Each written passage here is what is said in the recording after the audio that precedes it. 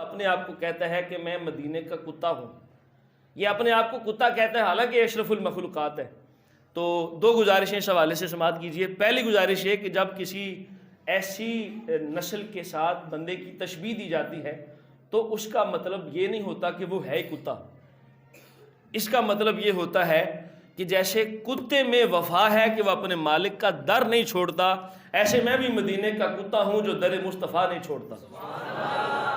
پہلی بات یہ کہ یہ وفا کی وجہ سے کہا جاتا ہے کہ جس میں وفا ہوتی ہے، کتے کی یہ صفت ہے کہ ایک در سے اگر اسے ایک دن بھی ٹکڑا مل جائے پھر وہ اس در کو چھوڑتا نہیں، یہ کتے میں وفا ہوتی ہے۔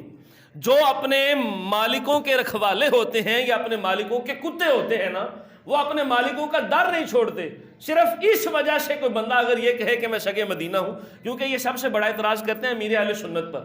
مولانا الیاس ستار قادری صاحب اپنی ہر جگہ پر لکھتے ہیں شگ مدینہ، مدینے کا کتا اس کا مطلب بنتا ہے۔ تو اس کا مطلب ہے کہ میں اپنے آقا کے دربار کا کتا ہوں، یعنی وفادار ہوں، جس سے ٹکڑے ملیں اس سرزمین کو اور اس در کو کتا نہیں چھوڑتا۔ تو میں تو پھر انسان ہوں جس لجپال سے ساری زندگی ٹکڑے ملتے رہے ہیں، ہم اس کا در کیوں چھوڑ دیں؟ یہ مطلب ہے شگ مدینہ کا۔ اور اگر آپ یہ کہیں کہ انسان اشرف المخلوقات ہے اور پھر اپنے آپ کو کتا کہتا ہے، تو مجھے یہ بتائیے کتا درندہ ہے نا، شیر درندہ نہیں؟ کیا خیال ہے؟ شیر درندہ نہیں اور زیادہ خطرناک ہے؟ تو میرے لجپال نے علی نو کی فرمایا ہے؟ شیر خدا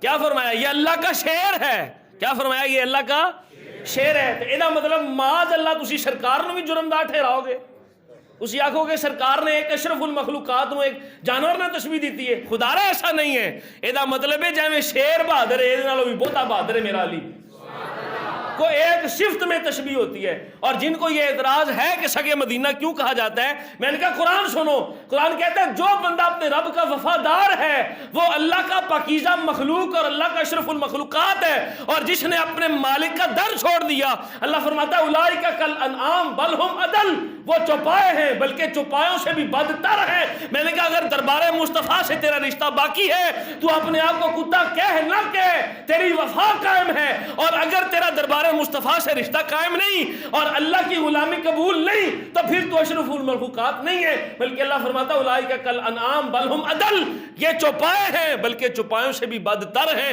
اس لیے اگر کوئی یہ کہے کہ میں شگ مدینہ ہوں تو اس کا مطلب ہے کہ وہ نبی کا نوکر ہے اور نبی کا وفادار ہے۔ اس میں کوئی ایسا اعتراض نہیں ہے کہنے والا کہ شگ مدینہ کیوں کہا جاتا ہے، اسی سرکار سارے مدینے دے کتے ہیں، اللہ سانو اس غلامی سے بھی قبول فرما لے۔ اور اصحاب کہف کا وہ کتا جس نے اپنے مالکوں کی رکھوالی کی اور ظالم بادشاہ سے بچانے کے لیے اپنے پیر کا پنجہ غار کے سامنے رکھا، اللہ فرماتا ہے تو کتا پر اسے بلعم بن بورا اسرائیل کے عابد کی شکل دے کر میں جنت میں داخل کروں گا۔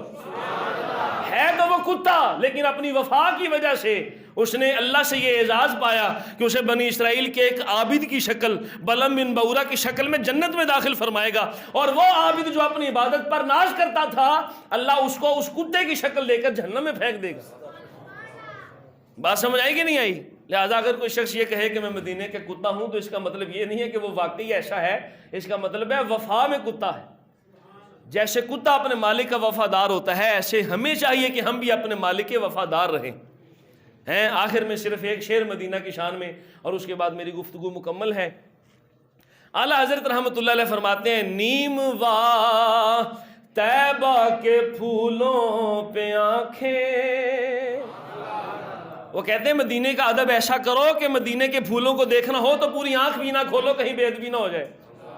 ارے نیم واہ آدھی کھلی ہوئی آنکھیں، نیم واہ طیبہ کے پھولوں پہ آنکھیں، ارے بلبلو ارے بلبلو، اے نبی دے بلبل، ارے دیوانو، ارے بلبلو یہاں پاسے نزاکت چاہیے، یہاں ادب چاہیے۔ سرکار کی بارگاہ میں جائیں تو ادب سے ہمیں سرکار لے جائیں اپنے دربار پر اور ادب سے حاضری نصیب فرمائیں۔ اللہ کرے سب غلاموں کو مدینے کی حاضری یاوری نصیب ہو، آمین و علیہ۔